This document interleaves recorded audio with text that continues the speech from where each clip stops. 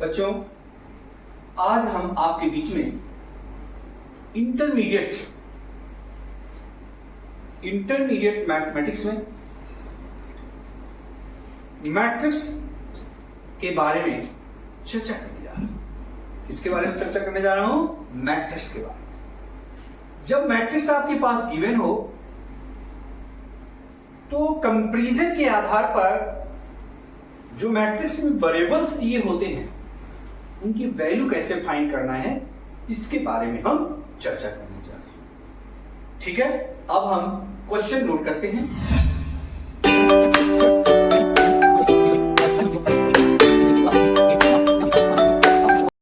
Question का हल करते हैं। क्वेश्चन के हल में हम बात करते हैं सबसे पहले solution.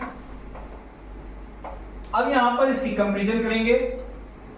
a minus b, 2a minus b, 2a plus c, 3c plus d is equal to -1 0 5 13।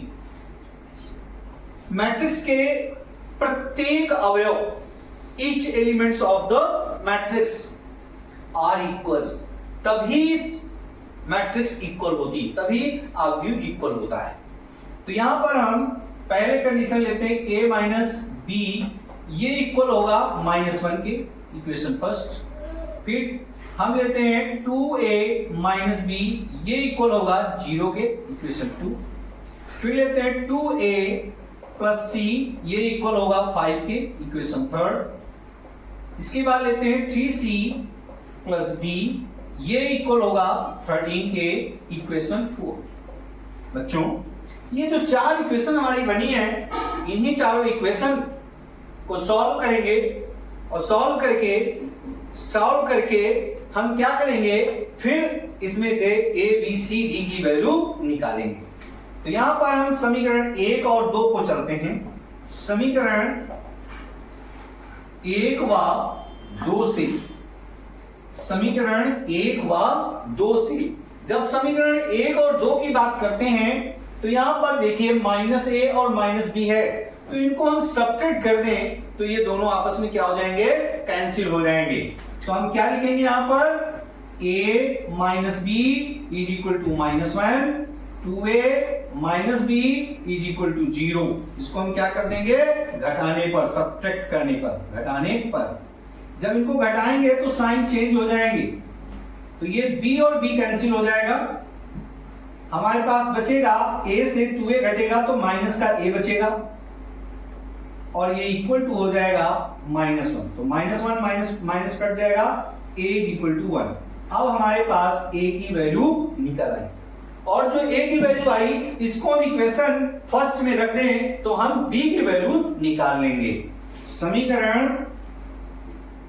समीकरण 1 में a बराबर 1 रखने पर, जैसे इसको इसमें रख देंगे तो ये हो जाएगा 1 माइनस बी, क्या हो जाएगा, 1 minus b is equal to -1, तो minus b is equal to -1 -1, minus b is equal to -2, तो माइनस माइनस कट जाएगा, b इज इक्वल टू 2।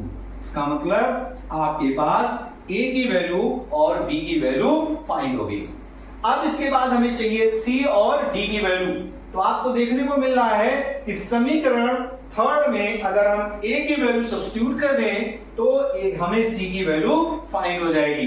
तो हम सबसे पहले देर न करते हुए समीकरण 3 में a का मान रखने पर, अब समीकरण 3 क्या है, 2a प्लस c, तो 2 इंटू a की वैल्यू क्या है 1 plus c is equal to 5, तो ये हो जाएगा 2 plus c is equal to 5, तो c is equal to 5 minus 2, c is equal to 3। ये आपका आ गया c की वैल्यू। ये क्या वैल्यू फाइंड हो गई, c की वैल्यू फाइंड हो गई। अब आपको d की वैल्यू चाहिए। इक्वेशन नंबर 4 में c 3c प्लस d है, c की वैल्यू पता है, तो इक्वेशन 4 में c की वैल्यू सब्स्टिट्यूट कर दीजिए तो क्या पता चल जाएगा, d की वैल्यू। अब यहां पे हम समीकरण 4 में c का मान रखने पर, जैसे ही समीकरण 4 में c का मान रखेंगे तो 3 इंटू 3 प्लस डी बराबर 13, 3 3 जा 9 प्लस डी बराबर 13, तो ये हो जाएगा डी बराबर 13 माइनस 9, 13 में 9 जाएगा तो क्या होगा 4, 9 4 13, तो डी की वैल्यू आ गई। अर्थात आपका जो आंसर आया उस आंसर में ए बराबर आपका 1 आया, बी बराबर आपका 2 आया और सी बराबर आपका 3 आया और डी बराबर आपका 4 आया। मैं कहने का मतलब आपका ए बी सी डी चारों की value, a b c d चारों की वैल्यू निकल आई। इस तरह से कोई भी क्वेश्चन हो, अगर ये मैट्रिक्स आपस में इक्वल है, उनमें कोई वेरिएबल्स दिया हो तो हम कंपैरिजन करके उनकी वैल्यू इक्वेशन फॉर्म में बना करके सॉल्व कर सकते हैं। ठीक है बच्चों, चलिए आगे बढ़ते हैं।